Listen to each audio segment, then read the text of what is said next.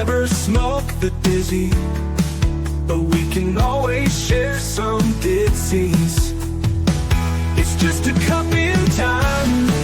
This song doesn't have to rhyme. Life's all of us, not every moment we can be feeling fine.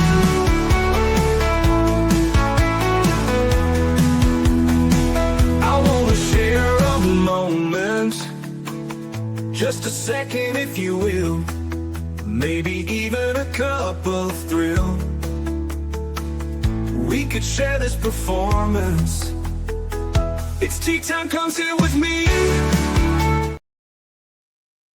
Well, welcome guys. Miss Liz in the house. That's right. This day has just been one of those days. This morning we lost the sound, and then this afternoon we had trouble with the sound again, and now tonight we're just a little behind schedule. But you know what? I have the incredible Luke Mickelson in the house, and we're going to talk about sleep. What are we doing? Elizabeth. We're going to be talking about the sleep in heavenly peace. That is what we are talking about tonight. But tonight's tea that Luke is serving with me is Find Your Passion. So we're going to talk about that as well with tonight's tea time. But before we get started, you guys know how Miss Liz rolls. Get over to Spotify, Facebook, LinkedIn, YouTube, all of those good platforms. Give that a like, follow, and subscribe. And get these tea times out there because they do make a difference for everybody out there. We're going to do a little disclaimer, and then I'm going to do an intro, and then we're going to get Luke in here, and we're going to spill some tea together, and we're going to talk about the incredible nonprofit that he has, and we're going to open up some doors for some beds, maybe for some children tonight. Disclaimer for Miss Liz's Tea Time live show. Miss Liz's Tea Time is a global platform dedicated to sharing real-life stories, diverse perspectives, and meaningful conversations that inspire awareness, healing, and connection. I'm Miss Liz is going live using StreamYard. Before leaving a comment during the live broadcast, please grant StreamYard permission to display your name at StreamYard.com. Please be advised that all the content brought forward during any Tea Time show is presented in good faith. However, discussions may include opinions, beliefs, and perspectives that do not necessarily represent the views of Miss Liz or the Tea Time platform. Information shared by guests is based on their own experiences and is perceived to be accurate at the given time of airing. All guest viewers and participants are responsible for using their own judgment when considering any action or decisions that may relate to these discussions. Some episodes may cover sensitive topics, including but not limited to trauma, abuse, grief, mental health, and other emotionally triggering subjects. Listeners and viewers' discretion is strongly advised. Tea Time with Miss Liz is an open discussion forum designed to offer insight, inspire awareness, and create connection. It is not a substitute for professional, medical, legal, or therapeutical advice. If you require professional support, please seek assistance from qualified professionals or trusted resources in your area. If you have any questions regarding this disclaimer or the content of the discussion, you are welcome to contact me, Miss Liz, at my email at bookingmissliz@gmail.com, or check out my link tree at Miss Liz's Tea Time. By choosing to participate in, comment on, or view these live shows, you acknowledge and accept this disclaimer. Your participation is entirely voluntary. I, Miss Liz, welcomes you to join the conversation with an open heart, and if at any time you feel this platform is not right for you, I respect your wishes and decision and welcome you back whenever you're ready. Tea Time with Miss Liz is serving truth and awareness one cup at a time. Now let me give you a little bit on Luke. Well, good evening and welcome back to Tea Time with Miss Liz, where purpose meets action and impact begins with one decision. Today I'm honored to welcome Luke Mickelson, founder of Sleep in Heavenly Peace, a global movement built on one simple but life-changing mission. No kid sleeps on the floor in our town. Luke grew up a farm kid in Kimberly, Idaho, where hard work and community were buzzwords.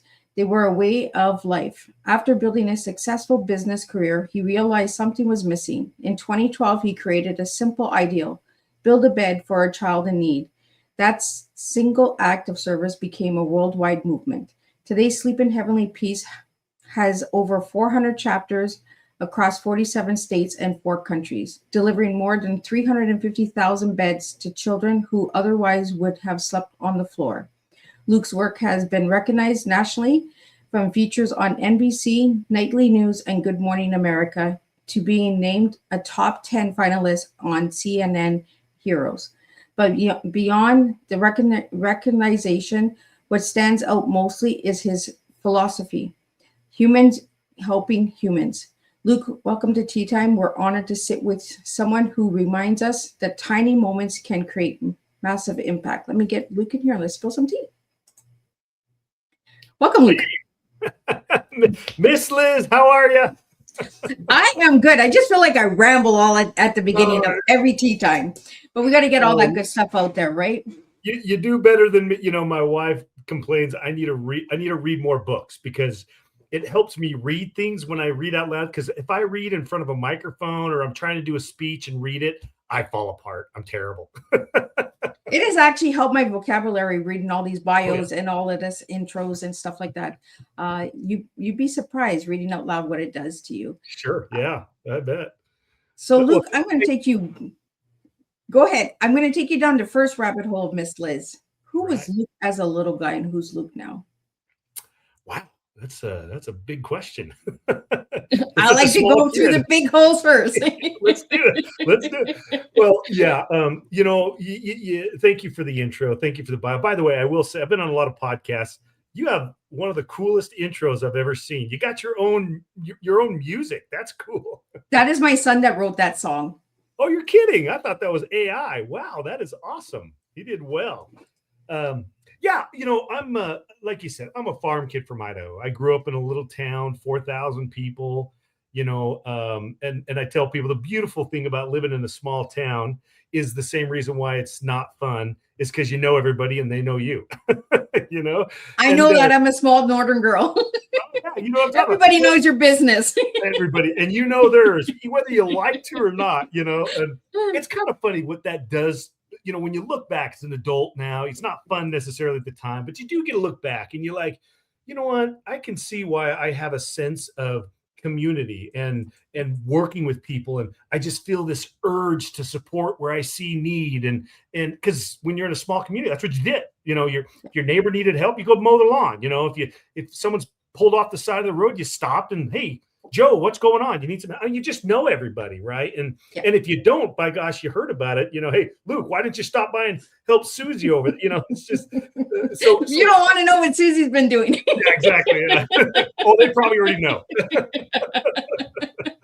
But no, I look back at that and I really appreciate my upbringing when it comes to that because I really think it formed characteristics in me and in my character that you don't know at the time, but you can look back now and go, especially when you've talked with other people that are from bigger towns or their perspectives are so different from yours because you only know yours and you think everybody thinks the same way, which they don't, and so yeah, little kid, I grew up in this small town. I'm grateful for, and that little kid just turned into a little bit bigger kid, and being from a small town, I tell people, listen, if you knew how to pick up any sort of ball and throw it in the right direction with any level of accuracy, you're gonna you're not gonna maybe play sports. You're gonna play sports. You have no choice.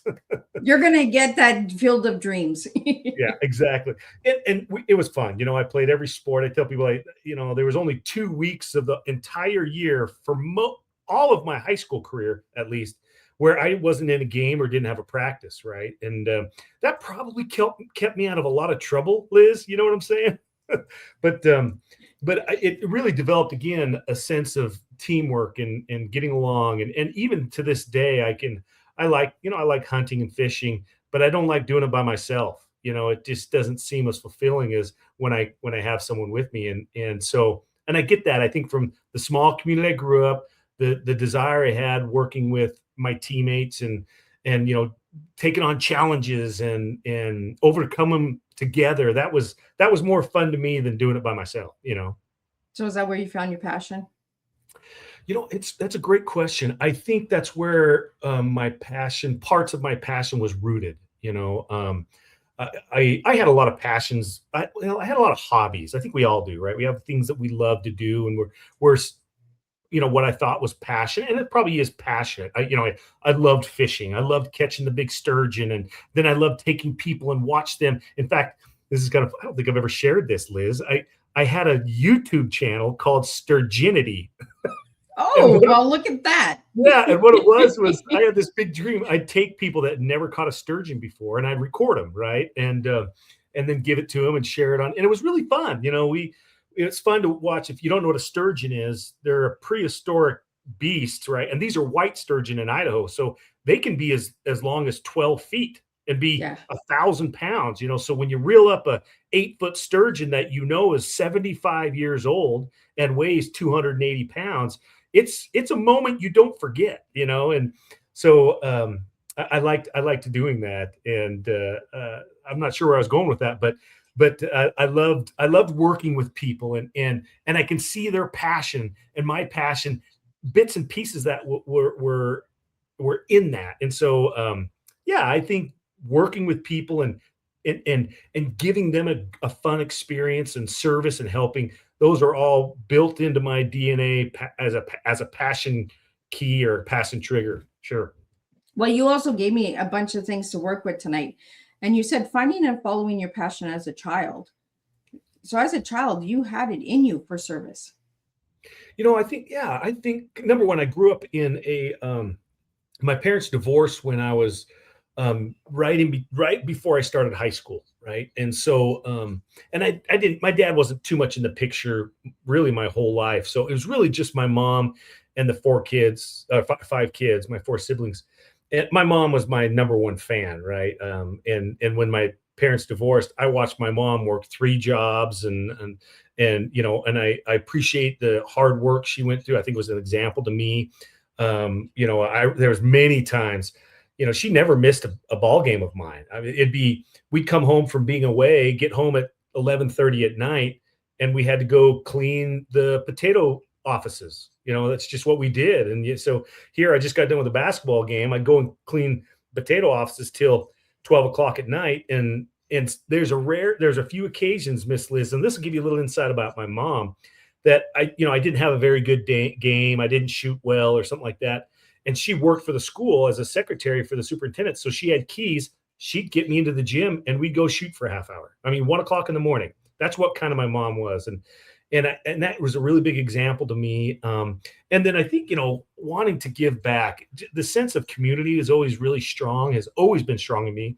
And I think it stems back, when my parents divorced, we knew we weren't going to have a lot for Christmas, right? We knew we didn't have a lot anyways, but there was many times I saw the community help. For example, I went out one time during Christmas to grab the mail, and we had very, small and moderate Christmases, if you will.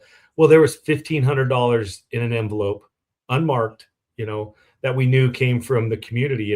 And I think those, when you build those up time after time, I always wanted to be that guy that did that for someone, because when someone could, they did. And when I can, I will. And that's, I always kind of had that mentality, I guess. Absolutely. Well, you gave me the word bedlessness, not a real word, but a real problem. Let's get into this bedlessness. Did you struggle with a bed when you were growing up? No, that's one thing I always had. And the sad but real truth about child bedlessness, it's not even a real word. Even the word itself doesn't know it's real, right? But it is. It's a real problem. And kind of where all this started is in 2012. I was I moved back to my own hometown. I'd been there for a while, and I had a good job, Liz. I was getting paid well. I was going to buy the company. I had my career set. I had a couple of kids. I was coaching football, just exactly what I knew I was going to be doing. And in church, I was what was called a young men's president. I was helping the kids, working with the youth. It was awesome. But there was something inside of me, and it had been there for a few years, just an ache, just an absence is what I kind of talk about. And later on, I realized, I think we all get to a point, especially as we mature and go through life a little bit, we all get to a point where we reevaluate really what is important to us, and I quickly, it seemed like it was overnight, but I'm sure it took a little bit of time, but it seemed like overnight, I just realized, you know what? The number of zeros behind my paycheck don't mean squat. The number of 4-wheelers or motorcycles, whatever toys that are out there, they don't mean anything. And they certainly don't identify you as successful. To some people, yes. And to me, I was realizing that doesn't mean anything. At least it didn't mean anything to me. anymore. Yeah. And, and I was going through a major faith crisis. I didn't know, I'd been a part of a religion for my whole life. And now I didn't know what to believe anymore. And these are all just really deep and dark and hard and frustrating feelings, especially when you're in charge of the youth group. You're supposed to be a spiritual guide to them. I was fun. I got that covered, but I was just fighting internally, all this going on. Well, as part of this position I held in the church, and it was like I was responsible for the spiritual activities as well as the physical activities for these boys ages 12 to 17. And basically the activity arm of the church was Boy Scouts. So I was like the leader of the Boy Scouts. And living in Idaho, that's pretty obvious. It's a lot of outdoor activity, right? But it's really hard still to this day. And every leader out there listening to this podcast knows to try to get an activity for a kid that's fun, that doesn't involve a screen or a controller or a phone or something. It's not easy to do nowadays, right? These kids have so much activity and whatnot in front of them. Anyways, in this position, I sat in meetings about every other week with other leaders in the church, and we talk about things that are going on in the community, things that were going on with our individual respective responsibilities in the church. And of course, we talked about people that we're helping in the congregation and in the community. Well, one family came up and it kind of perked my ears because, again, I live in a small town. And since I was a kid, I've been riding my bike around the whole town. I thought I knew every inch of that town. And lo and behold, I didn't, because this family lived in an apartment complex I didn't even know existed. And Wow. And so that kind of like raised my ear going, wait, where's this place? And then the leader talked about how she, she paid a visit to the home and kind of evaluated some of the things they need. And so she's telling us this, right? She's telling us, look, they need, kids could use some clothes, right? And the kids don't have any beds and they need help rides to school. And I was like, wait a minute. Whoa. Did you just say the kids don't have any beds? For me, I don't know why. It really hit me. And she says, yeah. And I'm like, well, of course, they have mattresses, right? She says, no, they just have blankets on the floor. And, Miss Liz, that hit me so hard. I just was like, I thought of my own kids. I thought of what that would be like. I never slept on the floor, or at least I did on purpose, but never day in and day out. It was never a choice I had to make as a kid, nor did I ever hear of any kid that was in that situation. And so two things happened. I remember thinking about my kids, what that would have been like for them or would be like for them. And then I instantly thought about my Boy Scouts. And I said, here's an opportunity that I can take an Xbox controller out of their hands, put a drill in it, sander, and we'll teach them how to build something. I mean, I love working with wood. I'm not afraid of tools. And although I never built furniture in my life, I can figure it out. I'm a farm kid. That's kind of what you do. And so I got really excited to do this. And of course, I went home immediately after that meeting and grabbed a tape measure and a piece of paper and a pencil and went down there. And my daughter had a bunk bed. So I'm measuring it, figuring out to do this. I got to go get this, got to do this. This is work. I'm really excited. And if you know anything about me, I'm a hyper-focused. Once I'm on a project, I can't do anything until it's done. So, you're like me. If it doesn't get done, I'm frustrated with myself. Oh, I'm miserable. Yeah. Right? And so I went and got all the stuff, and then the boys came over for Wednesday, Thursday, Friday. It took a couple of 3 nights for us to finish this bunk bed, but it was so fun, to watch these kids and they realizing that, playing with power tools and wood, this is pretty fun. And of course they knew it was going to help a family that had kids on the floor. So that, they really felt it, which is, I was really grateful for. That was what I wanted. But when the time came on Saturday to deliver this bunk bed, the word kind of got out, and all of a sudden I had like 20, 30 people show up at my house, the kids' parents, their brothers, their friends, all this. And I'm like, guys, we can't send an army over to this 2-bedroom, apartment. So me and a bunch of people stayed back, and I had to clean my garage anyways. Right. But the boys and their parents and the other leaders went and delivered this bed. Well, the next day at church, I just heard how awesome it was, right? That they loved it.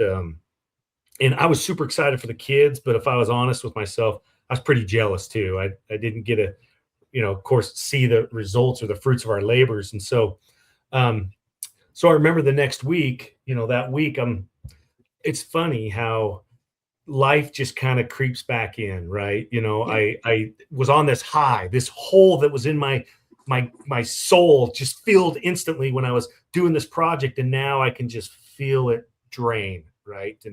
And I didn't want that. I knew I've been struggling with this for years, and I wanted that back. And meanwhile, I'm on the couch with my kids, and we're watching Big Bang Theory. That was kind of our program watching, and some commercial came on, and I don't even remember the commercial, Liz. It was an Xbox game, or maybe it was a new Xbox. I don't know. And every parent knows what I'm talking about when it's just starting Christmas and you start seeing these commercials and you see the light in your kids' eyes, that's what they want. And I'm just sitting there on the couch, just internally struggling, trying to give myself pep talks. And, because what we just did was awesome, but it almost made it worse because I was filled and now it wasn't filled. So, and then now my kids are going to talk about this Xbox game they want, and they've already got them. And I just delivered beds to kids that don't have them, and you got bed. I mean, you can see this, this turmoil that's going in my head. And I remember the next thing I know, I stood up, didn't say a word, just walked to the garage. And my kid's like, Dad, where are you going? The program's on. And I stopped and I turned around and I said, you know what? I've got some leftover wood from our bed we did last week. We're going to build another bed and you're going to come and help me, And so I've got pictures. It was awesome. I got pictures of my little 6-year-old and her pink tutu drilling away, and my son in his favorite Boise State jersey pounding wood. We had a ball building this bed, and I was actually excited because I wanted to do it again. I just, I like building stuff. The funny reality was I had no idea what to do with it. I didn't know child bedlessness. I solved the problem. The world was solved, right? Or so I thought. And so now I'm sitting here with this finished bunk bed that my kids made, and I wanted it to go to a family in need. I just didn't know any. And so my wife at the time says, well, why don't you put it on one of those buy, sell, trade Facebook groups, right? I'm like, okay, whatever that is. I wasn't a Facebook guy. So I joined one, and then I put on here, hey, as a Christmas project, me and my kids built this bed. I'd like, if anybody knows of a child, I want it to go to a child that's in need, let me know. This is what this is for. Well, two things happened. As I posted that, well, all of a sudden, all these comments started coming in from people, Liz, I don't even know who they were. Like, how do you even know? I don't know how the algorithm works, but sure, some Joe over here, or I didn't know. And there was friends that I hadn't seen or talked to in 20 years were responding. That was shocking. And the second thing was shocking was how many of them knew of kids sleeping on the floor and the terrible conditions that they were sleeping in. I mean, pallets, on hardwood cement floors in the basement, on couches. We had one kid, a kid would be sleeping with 2 or 3 brothers or sisters at the same time in the same bed, all of these situations. And man, it really kind of upset me to the point where this is going on under my nose, like in a small community. What? This isn't right. I've never heard of this. And so I got pretty excited that I had this bunk bed. And then I get a phone call that night from a friend of mine. She works in the social services area, and she was helping transition homelessness people, finding a house, getting them on their feet. And she said, hey, Luke, I saw your post. Have you delivered that bed yet? I said, no. She's like, great. I have the family. I said, do tell. And so this is my Haley story. Can I share this with you? Absolutely. Oh, I have to compose myself a little bit. But Haley was a 6-year-old girl who had never slept on a bed before. She'd only slept in the backseat of her mom's car. They were homeless. And so my friend helped him get a house, and I got really excited because this is exactly what I was looking for, right? Is something meaningful, impactful, and something my kids could be proud that they said. And so me and my buddy, we loaded up the truck with the bed and the mattress and everything and went out to this house. Well, I participated probably like a lot of people in people that have struggled in transitioning homelessness and seen poverty before. But when I walked into that house, it was probably the first time, not probably, it was the first time that I was looking at it through the eyes of a 6-year-old, you know? And when you do that, you go in there and you're like, oh my gosh. And there was nothing in the house. There was no couch to watch cartoons, nor a TV, you know, there was no cereal boxes or tables to eat anything at, nothing. The only thing in the house was a milk crate that had a hot plate on it with a can of soup. That was it. Wow. You know, and I mean, I'm just horrified for this little girl. Of course, you look at her and she's as happy as a lark, right? She's got a house. I mean, she was just chipper. And I remember I leaned down to her and I said, Haley, show me where you sleep. And she's like, yeah, this is my new bedroom. So we go back, and my gosh, you can imagine what this looked like, right? There's holes in the carpet and tears on the wallpaper. The closet door was gone. There's used dolls and Barbie dolls and stuff in the closet. And all of that was shocking. But the most shocking thing, the one thing I just couldn't shake, was I looked in the corner and there's a pile of clothes there, and that's where Haley slept. She would come home from school. She'd put her PJs on, sleep on her school clothes as pillows and blankets. Think about that. And then next morning, put on those same pillows and blankets, because they were shirts and pants, and go to school. And There's so much that we take advantage of, right? Oh, you don't, it's like breathing air. We don't think about how important that is until you don't have it, you know?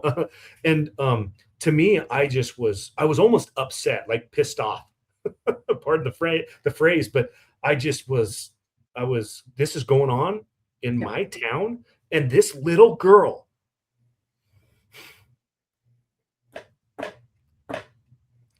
spent a lot of time on the floor, you know, and she's happy about it. What is that about, you know?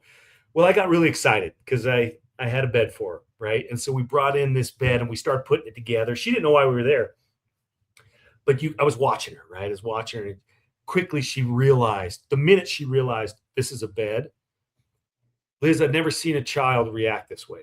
Certainly not over a bed. It was like the greatest Christmas present she ever saw. I mean, she ran to me, to my buddy, these two big, strange guys in her room, gave us a hug. She'd run up, she hugged the bed, and then she kissed the bed. I mean, that's how much it meant to her. And to me, it broke me, you know. And I remember sitting down on this bed with her and looking up, and here's mom, you know, 6 years of tears just pouring down this poor lady's face, a single mom. And I was raised by a single mom, so I knew what every single one of those tears meant. You know, I'd seen my mom shed them. I knew the frustrations of what a single parent goes through, the worry, the guilt sometimes of all these things, these emotions that they were just pouring out of her, right? And I remember thinking, you know what, this is way more than just a bed.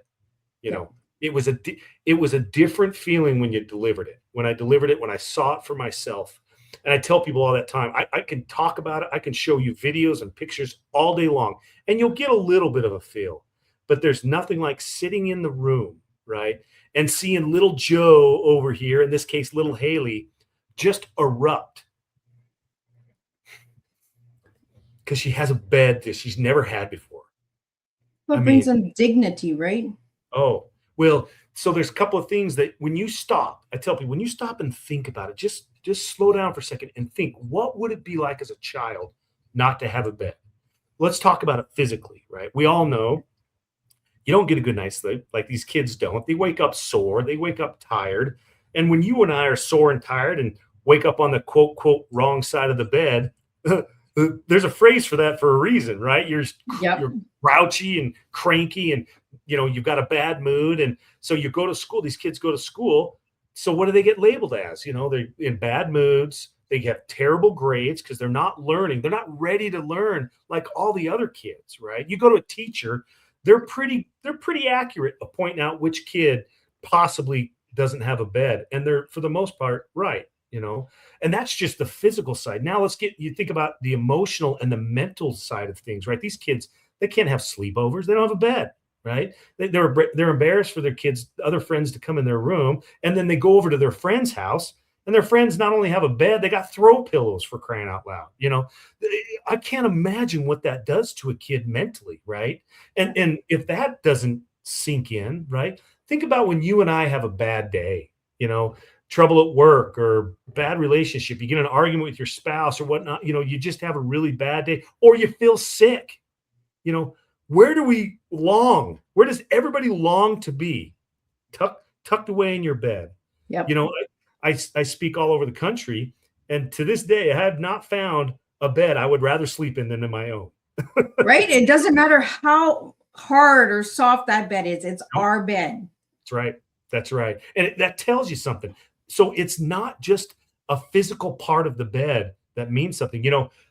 Years after I'd started this in 2012, a couple years after that, a friend of mine come up to me and he says, Luke, I don't think I've ever told you this. He said, it's interesting that you call it SHP, for Sleep and Emily Peace. You call it SHP. He said, because me and my sister grew up in a really abusive home, parents fighting all the time, and it was rough. And when it got really bad, my sister and I would say it's time to go to our secret hiding place. And they called it their SHP, and it was their bed.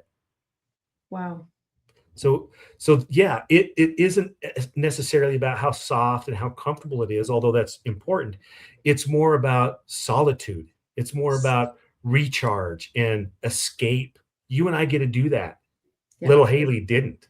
And these kids that we serve didn't. And I remember going home that night after delivering that bed. We had about a 30-minute drive home, and a couple of things I thought about. The first thing I thought, we didn't say anything to each other, by the way. I mean, it was just, you were so overwhelmed with emotion, you couldn't say anything. And I remember thinking, I spent a couple of hours a night with my kids building a bed, and it solved that problem.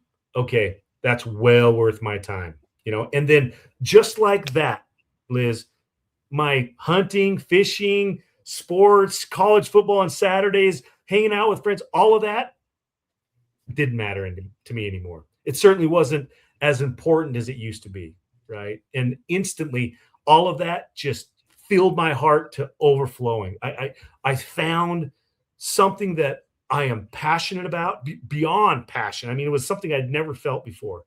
It was all the emotions at the same time. You're anger, you're sad, you're happy, you're thrilled, you're pissed off. You're all of these things, right? And I remember finally getting home, and I looked over to my buddy and I said, you know what, Jordan? No kid is going to sleep on the floor in my town if I have anything to do with it. I like that phrase. Oh, thank you. Yeah, it was actually just a motto, and we loved it so much. Now it's our mission statement. And the cool thing about the mission statement, because we've had a lot of people say we probably should change it. And I said, heck no, because this mission statement's not meant for the organization to tell the public what we're doing. It's meant for the public to tell people what they're going to do about this problem, because it needs to be solved locally. This, child bedlessness, once we started delivering beds and telling and showing and talking about the things that we're doing, this is when we started uncovering this horrible pandemic that no one knows even exists. Child bedlessness. Like I said, not even a real word, but it is a major problem. And I remember, we built 21 beds that Christmas season and delivered them all before Santa showed up, right? And it was the greatest Christmas ever. I mean, it was sad to learn that most cases, this was the only Christmas present these kids were going to get, but it was the best one that they've ever had, because they'd never had a bed before, most of them, And so it was pretty meaningful. And the more we built and the more we shared, the more people came out of the woodworks and said, hey, well, I know a kid and I want to help. That was the other thing I didn't realize, is there were so many people in my community that they were like me. They wanted to help. They wanted to do something, want to give back. They're trying to find meaning. They're trying to find something that fulfills. They want to leave a footprint in this life of their efforts to help people. They just don't know how. They don't know where. They don't know what to do. I was the same way. I mean, I do this, that, and the other. It just wasn't as fulfilling in my heart as providing a bed for a child. And when I learned that no one else was doing this, like I became CASA, CPS, foster care, these agencies. I was like their best friend. I was like their favorite person because finding a bed for a child, of all the things of transitioning homelessness, fridges and TVs and even cars and stuff like that, a bed for a child, oftentimes they told me, was the single hardest thing for them to find. And the reason why is because no one knows that that's a problem, and there's no agencies that were providing it. So Well, nobody ever mentions a bed, right? They go to the fridge, the stove, the washer, the dryer, the the TV. They don't correct. think of beds. Yeah, they don't think that's us an essential part because it's probably they've got something. I'm sure they got something, right? And I was the same way. I mean, I was just as shocked to learn about that first child, those first kids sleeping on the floor, and then now I'm getting emails and messages on Facebook and all this about kids. Example, I learned of a family, an 8-person family that were living in an 8-person van. I mean, that's what they lived, and they finally got a house. Well, we had to take them. Not had to. We were blessed to take them 3 bunk beds, 6 beds for their kids, right? And they never had a bed before. Wow. And those are the things that are just, it's so shocking and it's so sad because no one knows about it, and Well, even and the thing that you said, Luke, was it's people's, not the organizations, right? It's a people problem. People are It's a not talking. People are not sharing. People are not opening. Like you lived in that community, a small community where everybody knows everybody, but you don't know about the bedless children. correct. Well, and the problem with that is it's so, you can't fix a problem if you don't know about it, right? And that's the problem today, even, as you and I sit right here, Liz, and as we talk, there are 155,000 kids just on our waiting list right now. And the sad, even the more sadder truth to that is we only cover 27% of the United States geographically. So that 155,000 only represents less than 30%. Can you imagine if the entire country knew that A, child bedlessness was a problem, and B, there is a solution called Sleep in Heavenly Peace? We would have applications. I mean, there's the statistics right now that we've come up with is it's greater than 3% of the total population. So if you're in a town of 100,000 people, there are 3,000 kids sleeping on the floor. Wow. Yeah. And when you start hearing those numbers, that's when it really hits. Oh, it not only hits then, it's one thing to have need. Yeah. It's another thing when you have need and no solution. And that's the problem. When I decided to be a nonprofit back in 2014, we went from, a family Christmas project to let's make this a nonprofit. I was like, okay, well, let's find out who else is doing this. So I researched online. Certainly someone can help me get this started. I found one charity in the entire country after weeks of searching that was providing beds for kids. And they were just buying them from like Target, right? They weren't building them. And so I was shocked. And that it made more sense why now the CPS friends and CASA friends that I made, they were so excited that they had this resource to use now because there wasn't one. And there hasn't been anywhere other than Charlotte, North Carolina. There was Beds for Kids, which was an awesome name, by the way. I like that name. So Luke, you work only with the teenagers or do you work with adults, volunteers as well? Only the requirements we have for a child to get a bed is ages 3 to 17, and they have to have obviously a home to put the bed in because we provide the whole thing: bed, mattress, sheets, pillows. The kid can sleep in the bed before we leave. And I chose children for a couple of reasons. Number one, because it is one of those things that's really hard for agencies to supply. For whatever reason, getting beds for parents, I guess, is easier. I don't know why. But probably the biggest reason why, Liz, is because these kids, they're in these situations not because of anything that they did or any of their choices. These are the choices of other people. And sometimes it's not even the parents' fault. A lot of house fires, someone loses their job. There's many times we have a mom that grabbed a garbage bag, as much stuff as she can stuff in it, grabbed the kids, jumped in the car and took off. It's sad to say, but that happens a lot, and a bed for even her, let alone the kids, impossible, and that's the sad thing is food, clothing, shelter, the 3 big ones, right? There's lots of agencies that help and supply that. We're very blessed to live in a country that has that. A bed is just a luxury, and it shouldn't be like that. That shouldn't be a luxury. It should be a necessity. Correct. And the sad truth is, and I'm working on this, guys, you have my promise This is going to change.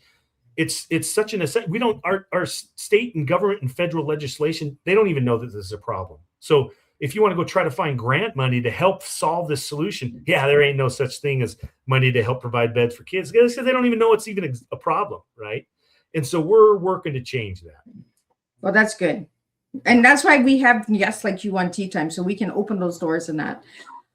I love that you have the new generation of tradespeople, getting kids back in with the drills and the hammers, getting them off of electronics. We need more of that. The trades is really just disappearing and we need to bring it back. So how long does it take to make a bunk bed now? Oh, that's a great question. The process for building these beds has evolved quite a bit, by the way. What's funny, they're the exact same design. Nothing has changed on it. Well, that's not totally true. The second year we built it, a buddy of mine who was a big builder, we sat down and tried to identify, okay, we need to cut down on wood waste. What's the most economical way to do this? We realized instead of buying 8 foot, if we bought 10 foot, then we could make them this, blah, blah, blah. We just have to drop the bed an inch and a half each bed. So a bunk bed, 3 inches, which didn't make any difference, right? Other than just, you couldn't even tell.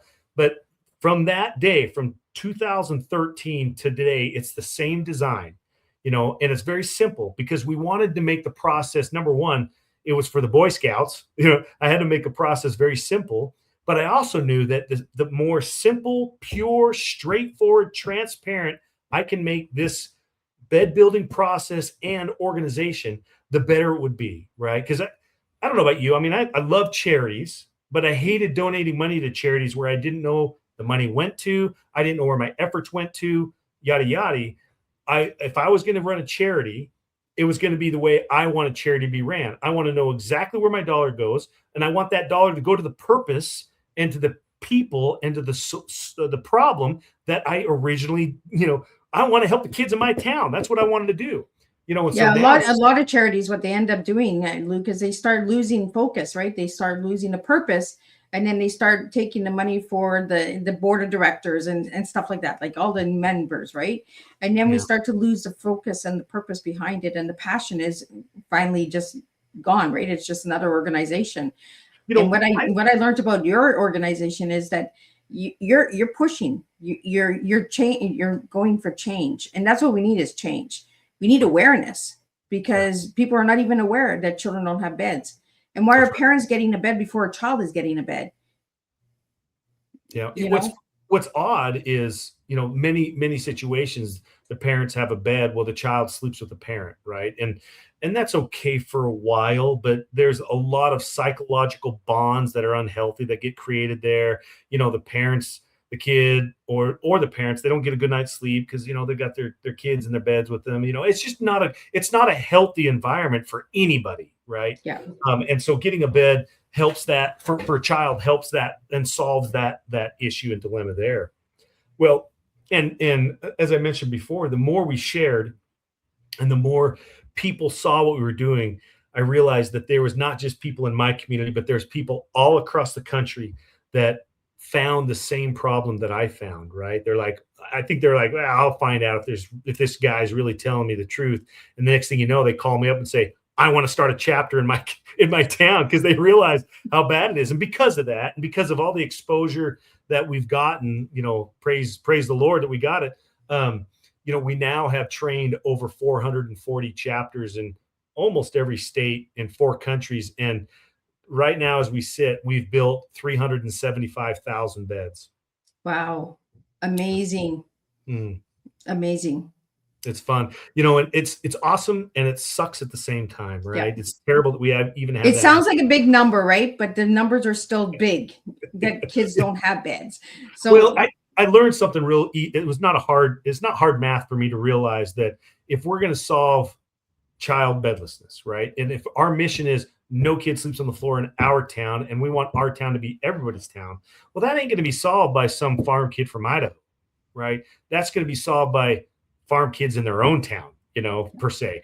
And so what I wanted to do and what we've done is build a platform where people can do what we do in their own hometown. And I wanted to make it super easy for them. I didn't want them to go through the minutia of setting up a nonprofit and a company and how do I find a bank and how do I find insurance? I know how hard that is, right? Yeah. So I would rather just say, let me do that for you, right? We're going to take all that responsibility, all that work, all that cost and stuff. We're going to do that. You just focus on Make three beds. things. Yep. Raise money, build, and then deliver beds. And the way we finance it, because obviously we got to turn on the lights and we got to pay for insurance. And, we're a company still, right? This is the beauty of it. I pull 10%. That's it.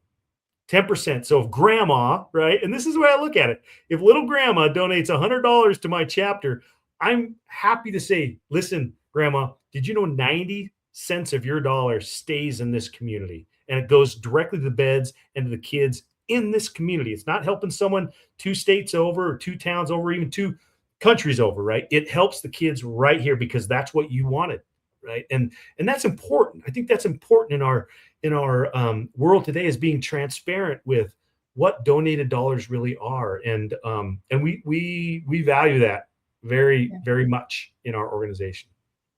So Luke, have you heard of Room Reduct? What was that? Rooms Reduct? Mm-mm. I had a tea time guest and a former peace ambassador sister who has that in Texas. And what she does is she goes in and does a remodel of a bedroom for children who have been physically and sexually abused, because the bedroom is a sacred place, right? Yep. I'd love to connect you guys together, because she has like chapters all over in different countries as well. And they need beds, for some of these kids. We love partnering up with organizations. And I think this is important for people to understand. Listen, I ask of you today, and I'll come back to that comment, but I ask everybody today, the best way you can help us out is just open your mouth. Just share what you hear today. Share this podcast. Talk to your neighbors. Talk to someone in the grocery store. I promise you, there's going to be someone walk by that either knows of a child that's in need or is looking for a way to give back. And they can do that because of your conversation that you might have with, on the sidelines, if you will, right? And I think that's really important. That's how we're going to solve this problem, right? Is by doing it together and sharing what we know and reaching those corners of the universe, if you will, that otherwise don't know what's going on, right? It's word of mouth, right? It's just like the small community. Word of mouth. You heard what the neighbor did. The neighbor told you this and this and this and this. We just got to be that neighbor with the word of mouth and just keep spreading this and spread this tea time out there and get it out there. And this is why I started Tea Time, was to make a difference by sharing organizations and nonprofits and authors and educators who are not getting that voice and not getting that story out there. And that's what Tea Time is all about, Luke, is let's open those doors. How can we open doors together? What countries are you in, Luke? So we're in the United States, Canada, and Bermuda and Bahamas. But if I were to be honest, they're more like a chapter. We tried to get them going because of some disaster relief efforts, and we've helped a lot of kids there. They're kind of stagnant. They have been for a couple of years.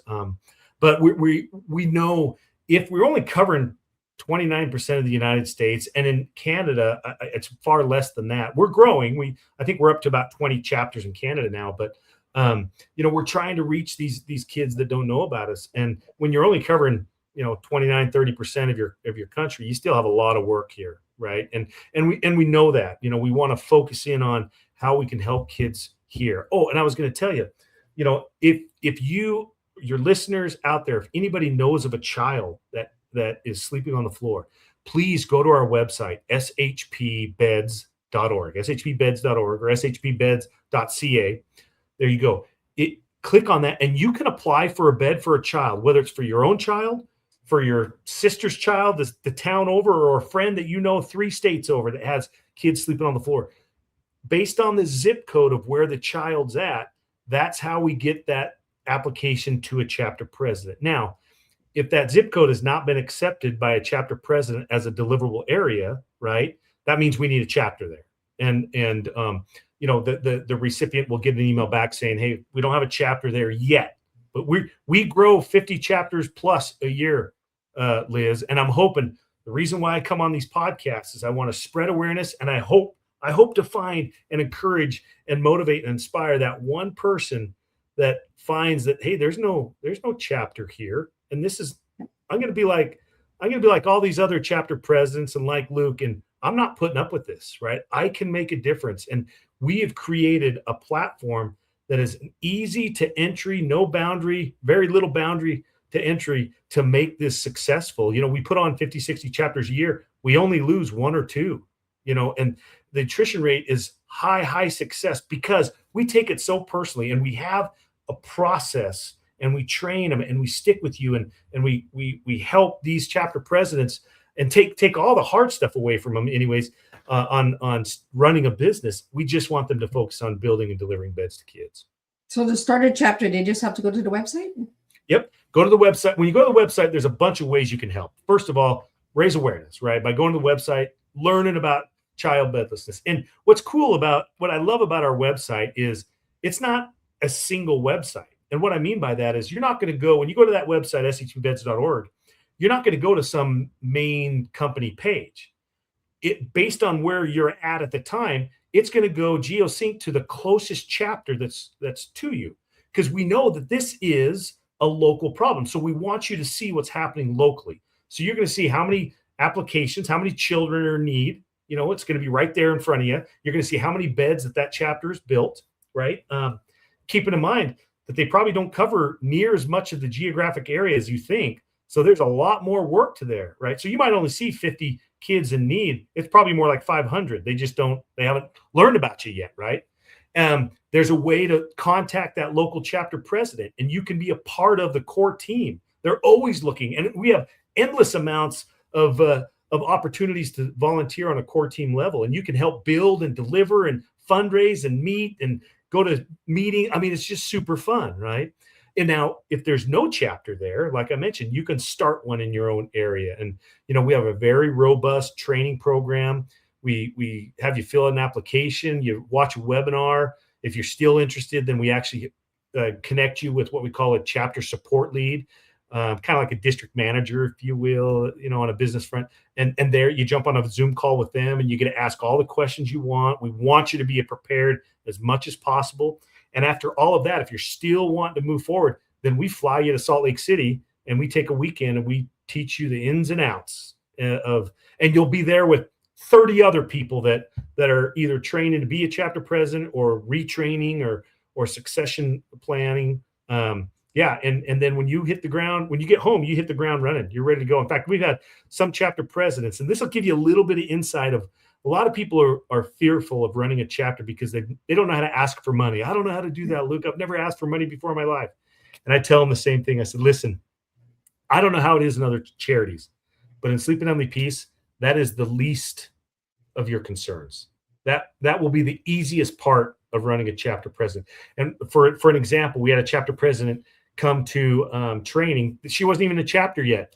She already raised $40,000, just like that. Wow. Well, come on. When you talk to these organizations, first of all, a lot of these organizations are looking for team building exercises, right? Some sort of they've got a corporate social responsibility. They want to give back to the community. They just don't know how. And if you can find an activity, they usually lay some poor HR gal to find something, right? And these poor gals are just banging their head going, okay, I got to find an activity that's meaningful. It's fun. 2 people or 200 people might show up. I don't know, right? I've got to plan it all, blah, blah. It's just time consuming. It's painful. Well, we make it super easy because all we ask for is $300 per every bed that you want to donate, or that you want to build, right? So just tell me your budget. Tell me where you want to build it, because we're mobile. We'll come and build in a parking lot, right?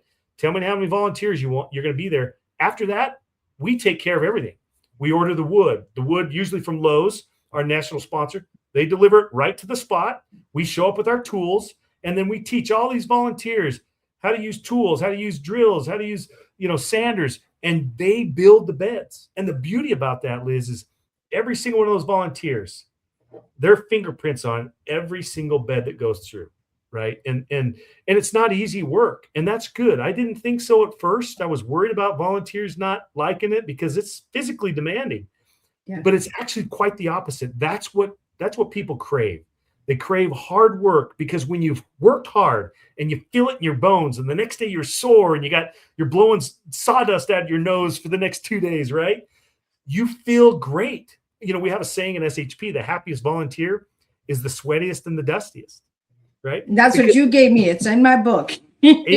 Because that is what people want. They want to feel like they made a difference. And you're not going to do that just pushing a broom around or pushing a button or wiping a table, right? You're going to feel that when you are touching the item that you know is going to help a kid, when you're physically doing something, when you're in an assembly line and you're waiting on someone and someone's waiting on you and you're doing this together. And if any part of that falls down, then it all stops, right? So you're very needed. If I can tell my Hank story real quick, I don't know how much time we've got, but you know, Hank we can go all night. Like you said, all right. Well, careful what you wish for. You know, so I remember this is back 2014 or so. It was my first public build. So it's the first time that I just scheduled a build. I had a sponsor, and they're like, invite anybody. And I'm like, great. You know, it was January in Idaho. I was at this crappy little warehouse. It's Saturday morning, and I'm like, you know what? I just don't think I'm going to get a lot of volunteers. No one's going to come down here in 20-degree weather and build beds for kids, right? So I put it in the newspaper. Well, I was super surprised that we had a lot of volunteers show up, which was great. But then in walked this Hank, his name. Hank was like 500 years old. I mean, this guy was he didn't have a cane, but he was walking like an old guy, you know. But Hank had that grandpa smile, you know. You just loved him the minute you saw him, and he was doing something weird. He actually brought these little cards that said "Thank you for your service" or something like that. It said "Thank you" on it, and he was handing it out to the other volunteers. And I remember thinking, oh, this guy, this is not his first rodeo volunteering, right? And I find out it wasn't. He'd done it many, many times. So he'd come up to me and he said, so you're the guy, huh? And I'm like, sure, yeah. He's like, where do you need me? And my first thought was, I don't need you to die, okay? I need you to be alive after we're done here. And I said, well, tell me, Hank, what did you do for a living? And he says, well, I was a carpenter for 40 years. I'm like, oh, okay, I know exactly where to put you. Because if there's one part of our process that you can't screw up, it's cutting wood, you know? And so I put him on the saw. And it's our most dangerous piece of equipment. So you want someone with experience there. And of course, he knew exactly what to do. I showed him the cuts that we needed, just had to show him once, and he was off and running. Well, the sad thing, when you run a chapter and when you're running a build as a chapter president, you got to understand there's 60, 70 people there that have never done this before, right? So you're constantly, this is how this is done, and you got to do this, and you're solving problems and putting out fires and helping this and doing that, answer questions and blah, blah, blah. Well, 4 hours go by, Liz. I forgot about Hank. I was so busy, right? And the minute I realized, oh my gosh, Hank, is he dead? You know, so I run back, and he's all the way at the beginning of the train, right? Because he's cutting the wood. That's where it starts. So I run back there, and here's Hank, just head to toe in sawdust, right? His clothes are as white as his hair. It was funny. And I was like, Hank, I'm so sorry, man. I forgot about you. You know, how you doing? And you know, I remember he kind of dusted his face off. You know, I think he was telling me something. And he looked up at me and he says, you know, Luke, let me tell you something. I've volunteered my time my whole life. I've done a lot of, other events. He says, never have I ever showed up to an event, and in 5 minutes I was put on an assignment and I could not leave. I was so busy. I couldn't go to the bathroom. I couldn't grab a glass of water. I was just so busy. And of course we allow people to do that, but he just felt so obligated. Right. And I said, I'm so sorry, man. I should have come back and helped you. And he stopped me. He says, Luke, stop. No. He says, thank you. And I remember then I kind of like leaned back going, what the? And that's when I learned, Hank and all those volunteers, they got the same feeling I did. The harder I worked, the more satisfying and fulfilling it was. And Hank knew, just like all those other volunteers, every cut meant a bed for a kid, and every sander and every drill and screw, it just meant more reinforcement for this bed that's going to help a kid sleep for the next 10 years. Right. And he told me later on, he said, Luke, I volunteer my time all the time. He says, I have never felt, and this is not an uncommon saying, I've never felt more fulfilled in a service opportunity than I do when I build beds for kids. Right. And I think it's just because it's not easy work. So I do a lot of nonprofit training, and I tell people, these nonprofits, I said, listen, don't make it easy. Don't make it too easy for your volunteers, because you want them to feel like they mean something. You want to feel like their efforts. This kid's not going to get his bed unless you work hard at it. And people love that. You love it, right? We all love it. And I think I made the mistake early on, and a lot of nonprofits do, is they spend too much time trying to make the process easy. And they think if I make it light, the burden light for these volunteers, then they'll come back. And, they might come back, but they only come back because they might feel obligated. They're not going to come back because they feel fulfilled. Yeah, and hard work the heart's not there. Correct. Yeah. Right. It's all about heart. When you're volunteering, it's heart. Well, and unless you're looking for a bonus or you're looking for a freebie or something like that, right? Like a free, I don't know, like. And it's the heart. Yeah, it's the heart that gets you there, but it's the fulfilling feelings, right, that get you back, right? And they're probably combined, right? They're probably one and the same, if you will. But that's when I realized, okay, listen, there are great people out there, and they're not afraid to work. They're not afraid to put in the time and the effort, So a lot of our chapter presidents are retirees. They're old guys and gals, usually wives or best friends. And, we have a couple of delivery teams. They call them the old 84s. Their average age is 84. So these are old guys, climbing upstairs and drilling beds together and delivering these kids beds, because they know what it's like to see a child crawl into bed at 3:00 in the afternoon and go to sleep because they've never had one. Yeah, absolutely. So Luke, how can we help you tonight? Great. Thank you for asking. Again, the biggest ask, and the simplest one, Miss Liz, is I pray that your volunteers will, your audience, just share what you heard tonight. Open your mouth, tell people about child bedlessness. Now that I hate to put that obligation on you, but now you have it. Yeah. And share it with people. Trust me, they probably won't even believe you at first. And the beauty of it is you're going to surprise them with a pandemic, an epidemic, a problem that's going on right under their nose, and they don't even know it, just like you didn't. So share it with people. And the next thing is of course, if you feel, like this pulls at your heart, you want to help, donations are great. That's not even the top 30 things I'd ask you for. The biggest thing I ask for you after raising awareness for us is find your local chapter and help. These men and women, no one gets paid at the chapter level. These are all volunteers, and we tell them they only work half days, 12 hours. Only half days. Just kidding. Break your back for half a day.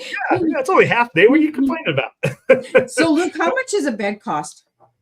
So in the United States, on average, right, because we provide the mattress, which is the most expensive part of the bed, right? But mattress, sheets, pillows, and delivery, and the insurance, and all the other stuff, it's $300 for one bed. It's pretty cheap, and considering, gosh, that's the cost of a single mattress. Here's the interesting thing is we value dollars, our sacred donation dollars, so much.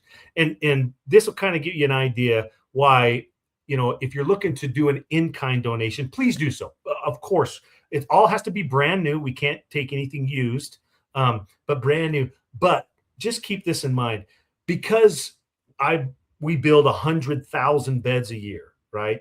I now can go buy shipping containers of mattresses and shipping containers of material needed. So we have actually put a number and found that when we take $1 that would something that would cost you $1, we make it $1.36. So it's worth $1.36 to us because of our buying power, right? So we encourage people. We can stretch that dollar farther than they can.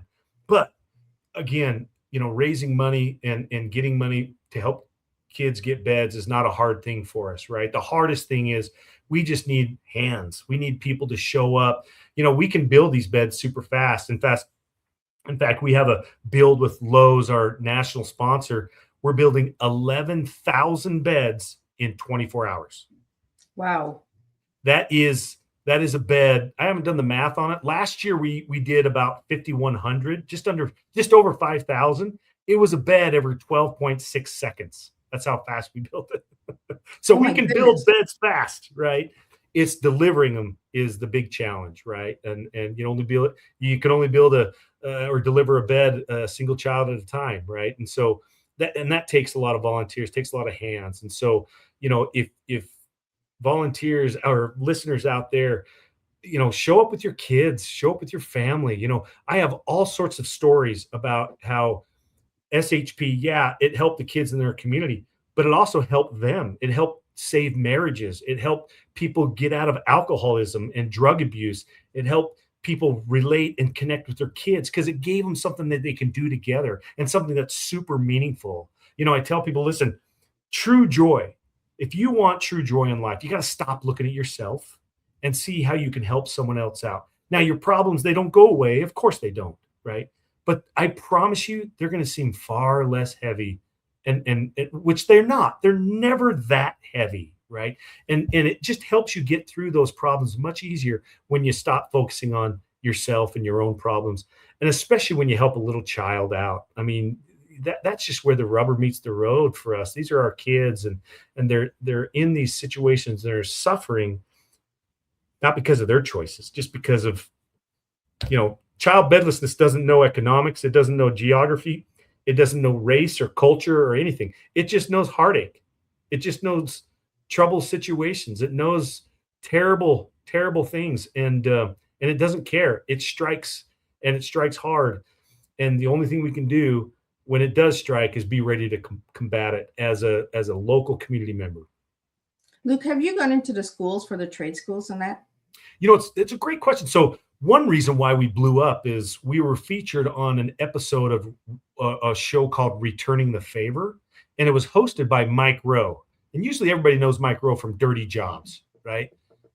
But he is very big. He's a big celebrity in the States, and he has a charity called Mike Rowe Works, and he's a huge supporter and gives out scholarships for the trade skills. And listen, any kid out there, if you want to make a lot of money in the future, go learn a trade. Because right now, I sit in some of these meetings with our sponsors and our donors like Lowe's. 1 in every 5 trade skills companies is their employees are over 55 years old. 1 in 5 is under 55. Everybody else is over 55. Wow. So there's no young kids in these fields. So here in 10 years, if you want a plumber, yeah, good luck. Good luck finding one. And then these plumbers will be so busy, their costs will be so high. This is where you can make $1 billion out there. Learn a good trade, start an organization, start a company. In 5-10 years, you'll print your own money. I promise you. Absolutely. And I think it's time to bring back the trades, right? We got to start getting back hands-on. Not 100%. hands-on phones and monitors and stuff like that. Hands-on, like a drill. Yeah. My spouse always says to me, God, I hate going into Home Depot with you or Home Hardware because you're always into the tools. And I'm like, what does that tool do? What does that one do? Exactly. And he's like, I've never seen a woman like you. He's who doesn't love playing with power tools? It's funny. We got our warehouse, and I had a bank call me up and said, hey, some of our ladies want to come over on their lunch break and build beds. And I thought that was kind of weird. I'm like, sure, yeah, come on over. We had these ladies show. I mean, they're at work, they're at bank. I mean, some of them were in stilettos, Liz. It blew me away. But you know what? All it took is 10 minutes of showing them how to do it. And those ladies went nuts. They built like 22 headboards faster than I thought. I mean, I went into my office for 10 minutes, met with a guy, came out, and I'm like, whoa, slow down. You're running out of wood. So, no experience is necessary. And that's important. We want these experiences to happen for everybody, and bring your kids. I have a photo of a 4-year-old sanding a board with a 104-year-old guy. Same board, same picture. I mean, it was a good photo op, but there was I wanted to use it as an example of this is for everybody, and everybody can help, because it's just as important for that little 4-year-old, 5-year-old, 10-year-old scout, whoever, or grandpa, to feel the feelings of helping out and serving others, because that's where true joy happens. And you know what? That's what's going to change the culture in our communities in our countries. That's what's going to help division, create equality. It's going to create connectiveness and bonding, and really where humanity needs to be. That's why my mantra is humans helping humans. That's all that we are. We're not affiliated or associated or connected to any political party, religious party. We don't care about that stuff. Because we just want a bed for a kid. It's a bed. We're a human helping a human, or we're humans helping humans, and these are little humans, right? That's all they are. They're little humans like us. They're going to be just like us growing up, human beings. We need to help them. That's our job in this world, is to help each other out, and there's no better way to do that than through service. So. Absolutely. So what final message do you have for us tonight, Luke? Man, we went over a lot of stuff, Liz. I just want to thank you for, number one, we got a little rocky start, but I'm so glad we connected, because I want everybody to hear this, because I promise you this message is not just for the kids in your community. This message is for you. It's for you listening, because there are things I know in your life, like every other human being on the planet, right? That you want to feel the good feelings. You want to feel like you made a difference. I don't care who you are. You want, when you die, to be remembered as, hey, this person made a difference and maybe it's only in their lives or one person's life, and that's okay. And this is a way that you can make a difference in the lives of thousands of kids in your own community. All you need to do, I know this is hard, and well, it's not hard. I don't know, for whatever reason, it seems hard. All you need to do is act. All you need to do is get off the couch and walk to the garage and take it step by step. The next thing you know is you built 370,000 beds for kids. And, Liz, I don't even like to think of it if I hadn't got off the couch. Where were those 300,000 kids? Where were those 650,000 volunteers that have been a part of us over the last 10 years? What experience would they have now? I just don't even want to think about it. And that all comes from just a single moment. And this is from just a dumb farm kid from Idaho, guys. I'm not a Harvard grad. I'm not a war hero. I'm a small town kid. And if that doesn't tell you that anybody can do it, then I don't know what does, because you can make a difference. I like that, because you just put out the message that anybody can make a difference. It doesn't matter about status or quota or anything like that. You just get up, move. Just move. Just like a chapter president told me something. He says, Luke, I heard your message, and I knew all I needed to do was something. Doing nothing is not good.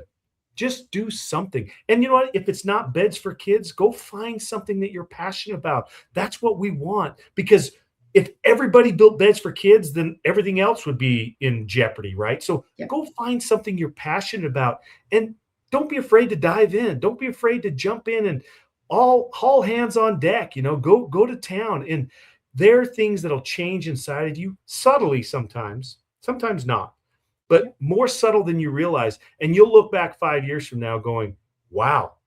I mean, I can see emotionally, sometimes even physically, but emotionally, mentally, how far I've come. And it's only positive stuff. It's only great stuff. Absolutely. And that's what it is. Just get up and move. And who cares if people mock you and laugh at you? Just do it. I'm known as a crazy lady that serves tea, that doesn't even serve tea. I serve real life tea. I don't serve a beverage, right? But everybody's like, where's the tea, Miss Liz? I don't have tea right now. I have Gatorade in my cup.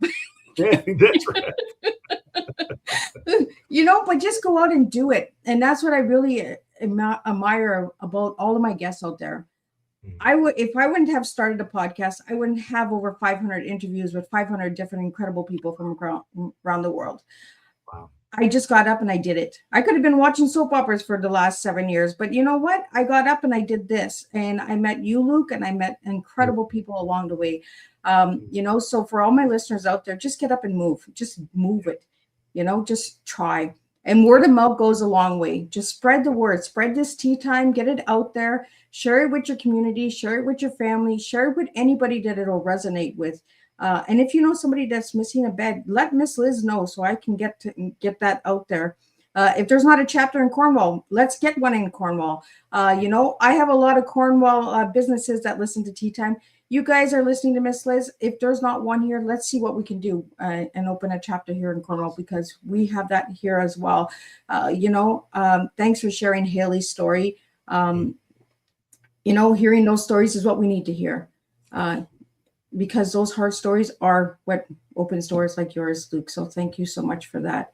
I'm just going to give a wrap up of what we did tonight on Tea Time, and we're going to wrap it up. But if you guys want to know more about Luke, check him out. Check out the website. Luke, if you just want to shout out the website one more time, spell it out for all the audio listeners out there. You bet. It's shpbeds.org. And if you want to contact me, I'm on all the socials. Just look up SHP Luke or Luke Mickelson. You'll find me. You know, I share content every day. I want people to see and hear the effects of child bedlessness, the story, how they can get involved, you know, hear testimonials of these chapter presidents, see pictures, you know, whatever I can do to paint that picture of what child bedlessness looks like, as well as how we can solve this together. So, well, thank you so much. Luke, thank you. What you've shown us is that service doesn't require perfection. It requires participation. A bed may seem simple, but to a child, it represents dignity, security, and worth. To everyone listening today, I invite you to reflect. What tiny moment have you been overlooking in your own community? Where are you waiting instead of acting? What could change if you decided to serve right where you are? Luke's journey reminds us that legacy isn't built in grand speeches. It's built in garages and small towns, and in hands willing to help. And here at Tea Time, we believe in exactly that. Humans helping humans, one conversation, one act, and one life at a time. Until next time, look around you. Someone may be waiting for your tiny moment to change their world. And I'll see everybody on Thursday with 2 new Tea Times, and we're going to do this all over again. So thank you guys all.